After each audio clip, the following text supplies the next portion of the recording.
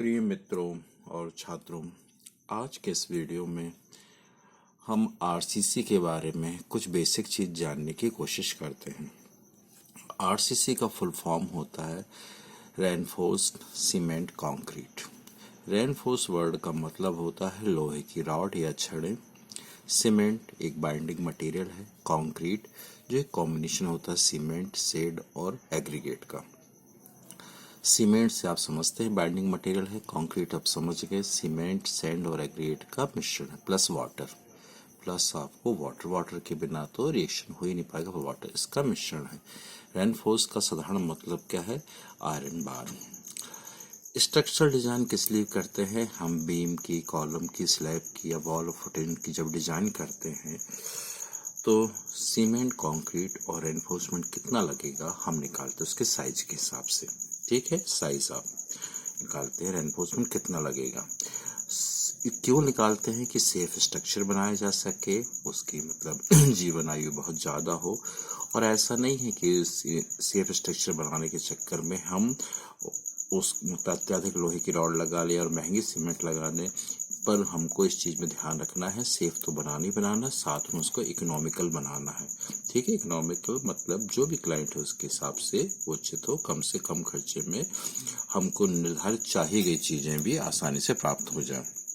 मतलब इकोनॉमी की चीज़ को आप अंडर एस्टिमेट नहीं कर सकते। कंक्रीट के दो टाइप है आपका, सीमेंट कंक्रीट है, एक लाइम कंक्रीट है। सीमेंट कंक्रीट में सीमेंट शब्द ज़्यादा इंपॉर्टेंट है। सीमेंट जब बाइंडिंग मटेरियल होगा तो सीमेंट कंक्रीट कराएगा। लाइम कंक्रीट में इंपॉर्टेंट तत्व है। सीमेंट कंक्रीट में सीमेंट बाइंडिंग मटेरियल है, लाइम कंक्रीट में बाइंडिंग मटेरियल क्या है? लाइम है। कंक्रीट में उसकी खिंचाव शक्ति बहुत कम होती है, मतलब टेंसाइल स्ट्रेंथ बहुत कम होती है, डक्टिलिटी भी कम होती है, इसलिए हमको उसमें आयरन बार लगाना पड़ती है, लोहे की रॉड लगाना पड़ती है, अन्यथा उसमें बहुत ज़्यादा क्रैक्स आएंगे और स्ट्रक्चरल की फेलियर भी संभव है। मतलब उस चीज़ को बचाने के लिए हमको क्या है? आयरन की बार लगाना पड़ेगी, क्योंकि कंक्रीट की खिंचाव शक्ति यानी टेंसाइल स्ट्रेंथ बहुत कम होती है। दूसरा है बीम कितने टाइम की होती है? इन जनरल हमारे पास एक कैंटिलीवर बीम है, आउटर प्रोजेक्टेड है एक साइड से, एक फिक्स है, एक कैंटिलीवर बीम है। सिंपली सपोर्टेड बीम है, दो पोर्शन के ऊपर पूरी बीम रखी हुई तो दो एंड पॉइंट के ऊपर पूरी बीम रखी हुई, सिंपली सपोर्टेड बीम है।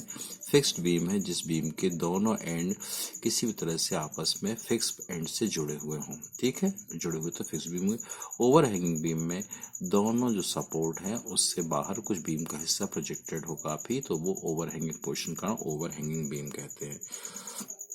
रेनफोर्स कंक्रीट को प्रीकास्ट भी कह सकते हैं, एक जगह एक टाइप ये भी है, पहले से करके किया है। दूसरा कास्ट इन प्लेस कंक्रीट, मतलब पहले से आप कहीं पे कास्ट कर दें उसके बाद उसको उपयोग करें, या फिर आप उसको उस प्लेस पे ही कास्ट कर सकते हैं। ठीक है, ये भी आपके सामने रखूंगा। तो आखिर चीज कंक्रीट मतलब कब? जब सीमेंट पानी के संपर्क में आता है, वाटर संपर्क, इट हाइड्रेट्स, मतलब हाइड्रेशन की प्रक्रिया चालू होती है। उससे जो मटेरियल है, मतलब सीमेंट, सैंड, लोहे की बार या एग्रीगेट आपस में कंबाइंड होकर एक रिजिड स्ट्रक्चर आपको बना के देते हैं। रेनफोर्समेंट कंक्रीट क्या काम करता है? कंप्रेशन, दबाव की चीजें जो पड़ रही हैं उसको सहन करने में कामयाब होता है। बेंडिंग, मतलब ऊपर से अगर लोड आ रहा है, ऊपर लोड पर और ये बीम बेंड हो रही है, कॉलम जो भी बेंड हो रहा है, तो अंदर लोहे की रॉड लगी रहेंगी तो ये बेंडिंग चीज को रोकने में मदद करेंगी। टेंसाइल स्ट्रेंथ, खिंचाव चीज आ रही हो तो कंक्रीट हम जानते हैं खिंचाव में बहुत कमजोर होता है, तो रेनफोर्समेंट मतलब लोहे की जो रॉड रहती है इसमें टेंसाइल स्ट्रेंथ बढ़ जाती है और खिंचाव की शक्ति को सहन करने में कंक्रीट चालू हो जाता है।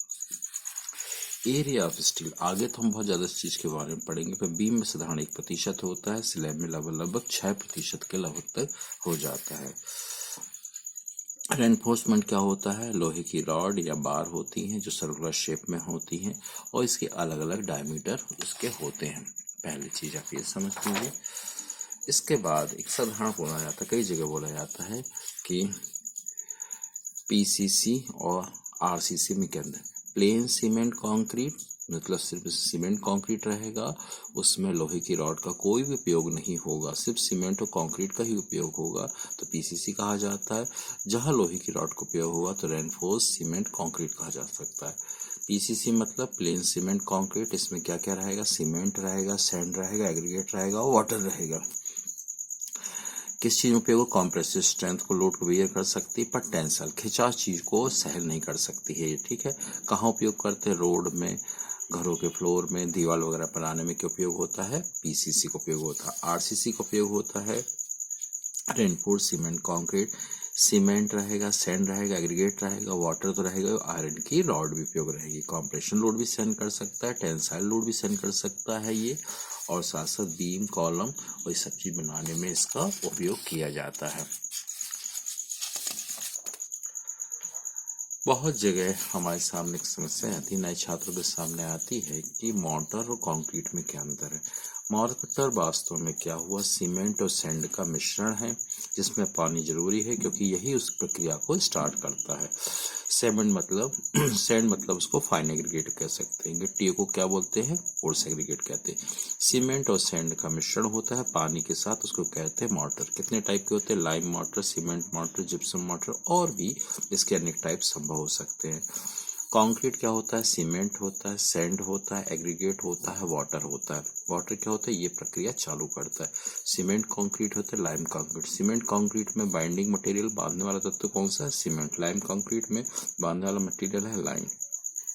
कंक्रीट का उपयोग पहले क्रोजन से, आपको बात है, जंग लगने से बचाता है। फ्लोर में आप उपयोग कर सकते हैं, रोड में उपयोग कर सकते हैं, वॉल वगैरह, दीवार वगैरह बनाने में उपयोग कर सकते हैं।